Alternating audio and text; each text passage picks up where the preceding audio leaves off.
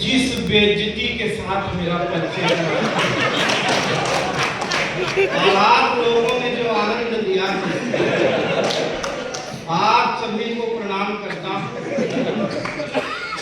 यहाँ मंच पर रोहित शर्मा जैसे बड़े बड़े बल्लेबाजों की उपस्थिति है। हार्दिक पांड्या से ओपनिंग कराई जा रही है। आप ताल टूटे सीधे लगे तो मेरी कोई गलती नहीं। आपने तो पहले ही बता दिया। ये सब विद्वान कवि है। सर जो पत्रिका ले जानी होगी इन लोगों की ले जाइएगा, मेरी ले जाने योग्य नहीं है। यही सुनना है, यही छोड़ देना है, बस आनंद लेना है। क्या दिलीप भैया बहुत जल्दी जल्दी सम्मान करवा दिया, बहुत जल्दी कार्यक्रम स्टार्ट हो गया। एक जगह सूरज भाई ने हमें सर अभी पिछले दिनों प्रयागराज में बुलाया था। सर 4 घंटे का कार्यक्रम था, 3 घंटे तक सम्मान चला। रोली से, चंदन से, फूल से, माला से, साल से, स्लीपर से, सिर्फ राइफल से बचा। मुझे लगा वो बस्ती में हो जाएगा। बस्ती में हो सकता है नहीं, उधर से मैं जब देखा तो मुझे लगा कि हो सकता है। उधर खड़े प्रभु मेरे ईश्वर माई सही कर दो। हाँ, सीटी नहीं बजवानी। मुझे देखकर आप तक ऊपर सीटी नहीं मारा। बार बार सीटी बजवाए मेरे में, बार बार सीटी बजवाए। मैंने कहा प्रभु क्या चाहते हो? बोला देखिए कविता मैं भी पढ़ना चाहता हूँ।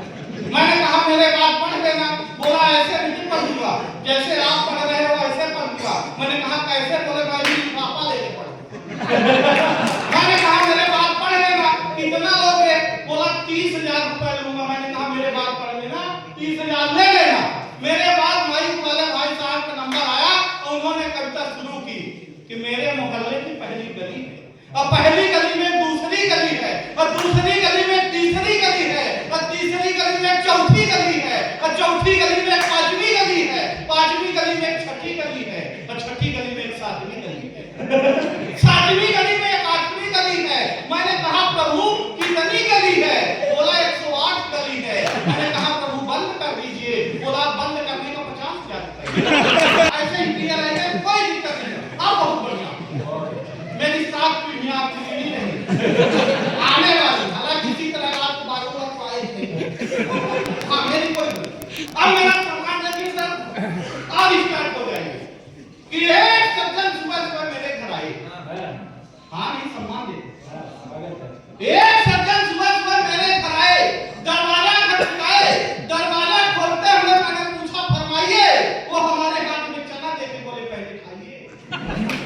मैं चना खाते हुए भी सर उनसे पूछा सुबह सुबह कहाँ से आ रहे हैं और ये बताइए चना क्यों खिला रहे हैं? वो बोले आज शनिवार है। हमने कहा शनिवार हो, बुधवार हो, रविवार हो और आप चना क्यों खिला रहे हैं? वो बोले यही तो बता रहे हैं।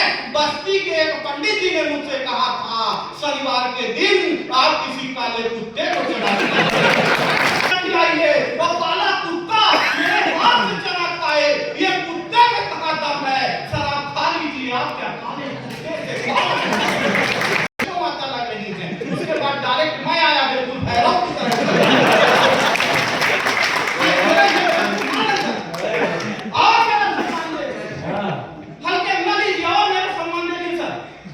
मैं जहाँ रहता हूँ मेरे मकान मालिक है शर्मा जी। सुबह सुबह आ गए कल, बोले माखन गिराया। मैंने कहा यार शर्मा जी आप काहे हाथ खिला रहे हैं? आप ही खड़े हैं क्या?